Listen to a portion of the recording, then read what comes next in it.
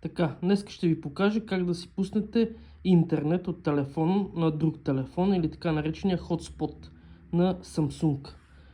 Влизате в менюто настройки, оттам връзки и отивате на мобилна точка за достъп и третенинг.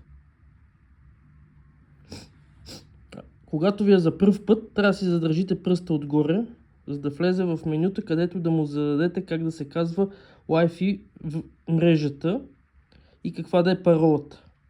Веднъж зададено, вече телефон, който се вържи към тази мрежа, после ще става само с едно включване от тук.